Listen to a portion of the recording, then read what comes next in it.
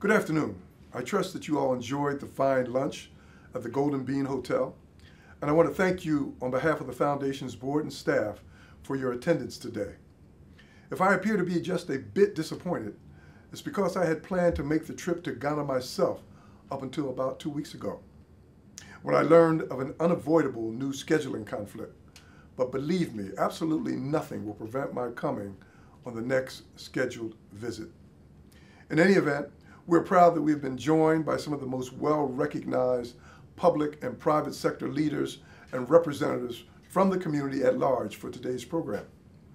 In that regard, I want to add an especially warm and personal greeting to each of you, especially to the Honorable John Kufuor, the Honorable Zifa Gomashi, Mayor John Alexander Ekran, Ebenezer Somaya, our good friend Solomon Owusu, and our outstanding moderator, Kofi Adudamfe.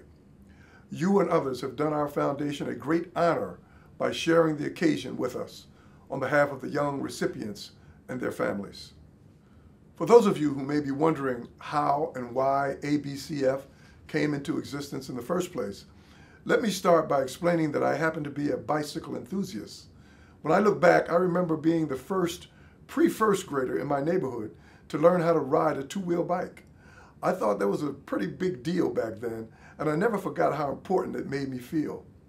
For the past 7 years, I have ridden one of my 3 steel bikes at least 15 miles every day before going to my office. As you can see, bicycles have been in my blood for a very long time. One day, about a year ago, in a conversation with Patricia Marshall Harris, who is now ABCF's executive director, I mentioned that simply riding a bicycle, as healthy and enjoyable as that might be, was starting to feel empty and a little selfish. I was becoming increasingly anxious to learn whether there was anything of greater social significance that we could do on 2 wheels. Shortly after those discussions, I discovered on the internet the tremendous importance of having access to a bicycle to students, small farmers, and healthcare workers in rural parts of Africa. I went on to learn that there were large global organizations that sold used bikes and new made-in-Taiwan bikes to people on the continent. We began preliminary discussions with some of those organizations, but realized early on that our vision was broader than their model and that it would be better if we pursued an independent course. We wanted to be engaged in an effort to assist transport-dependent populations and to make them more mobile, but we wanted to do it differently. We wanted to be able to give the bikes that we purchased to under-resourced people at no cost to them, without having them committed to paying a micro-loan, as has so often been the case with programs from the existing Bike to Africa organizations. We also wanted to launch our program in Ghana, as opposed to South Africa and Sierra Leone, as the already existent global players were strongly recommending. On our part, however, we felt a special kinship with the Ghanaian people and wanted to focus specifically on your country.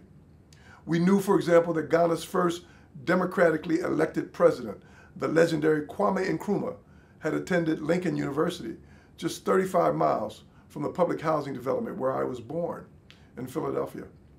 We were also aware that once he returned home, Nkrumah's Ghanaian decolonization movement grew to be historically successful and spread in short order across the entire African continent.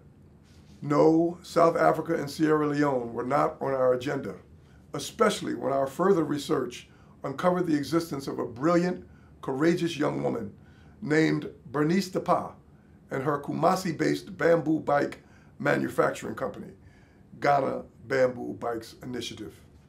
One day, Patricia Marshall Harris and I simply got on the phone and called Bernice directly in Kumasi to tell her what we had on our minds.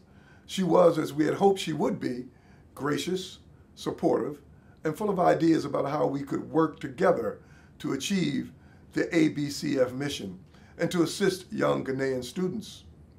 The end game for ABCF is to start with bicycle distribution and to use that as leverage to grow stronger families and greater access to educational opportunity. And whether she asked for this or not, and she certainly didn't, we are also committed to supporting the further growth of Bernice DePaz's long overdue, brilliantly conceived African-based bicycle manufacturing company.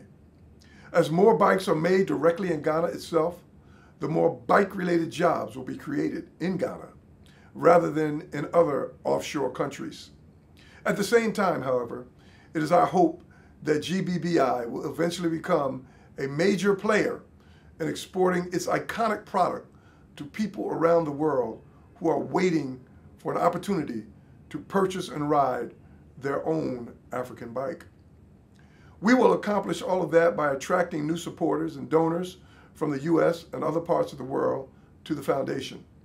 Even as we do that, we will also do all that we can to increase opportunities for students and entrepreneurs in Ghana to engage in technology-facilitated intercontinental seminars and informative exchanges between young Ghanaians and their counterparts in the United States.